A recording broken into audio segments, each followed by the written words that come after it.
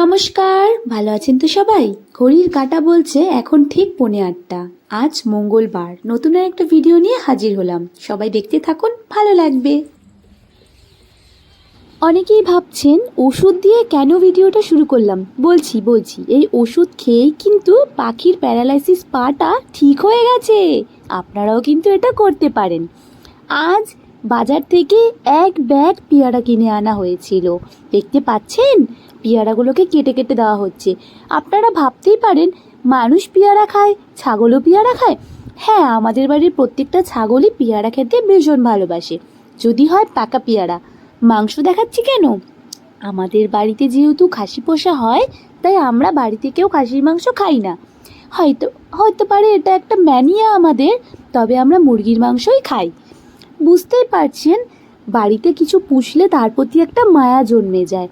তার জন্য ওদেরকে কাটা হয়, ওই সব ভাবলেই না ভালো লাগে না, মন খারাপ লাগে। আর সকালবেলা রোজকার মতো সে বিচুলি মাখা। আগের দিন মিক্সারটা দেখিয়েছিলাম না? এই দেখুন, এই হাত দিয়ে এইভাবে মিক্সারটাকে মিক্স করে মাখা হয়। দুজন মহিলা আনাগোনা করছে কখন খাবার পাবে, মানে আমরা কখন খাবার দেব। আজকের ভিডিওটা কিন্তু খুবই সাধারণ, প্রত্যেক দিনের মতো।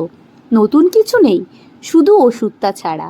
যদি আপনাদের বাড়ির কোনো ছাগলের এরকম পা ভাঙা হয়ে থাকে, তাহলে সেই ক্যালসিয়ামটা আপনারা অবশ্যই ইউজ করতে পারেন। সুন্দরী আমার ফোনটার দিকে তাকিয়ে আছে, আর ওই যে দেখতে পাচ্ছেন সুন্দরী তো বেরিয়ে গেছে। তবে পাখির পা ভাঙা বলে পাখিকে কোলে করে নামানো হবে। আপনারা দেখুন, দেখতে পাবে। যেহেতু পাখির পা ভাঙা আর পাখি গর্ভবতী, তার জন্য ওকে আলগা করে নামানো হলো। দেখতে পাচ্ছেন ওর পেট তো ভরেইনি। আসলে রাত্রিবেলা সেমন কিছু তো খাইয়ে ঘরে ঢোকানো হয় না, যার কারণে। এরা দুজন আমাদের বড়ই প্রিয়। এদেরকে আমরা আলাদা ভালোবাসি, আলাদা ট্রিটমেন্ট করি, পরিমাণে একটু বেশি খাবারও দিয়ে থাকি ওই 3টে খাসির তুলনায়। কেন বলুন তো? ওরা তো মেয়ে, ওরা তো আমাদের বাচ্চা দেবে, ওদের ভালোবাসতে হবে অনেক অনেক বেশি। এখন দুজনকে এখানে ট্রেনিং দেওয়া হয়েছে, পটি টয়লেট সব এইখানে করে বড় ঘর থেকে ওদেরকে ওই পাশে পাস করব। আজকে এই সামান্য ভিডিওটুকুই দিলাম, কাল আবার দেখা হবে।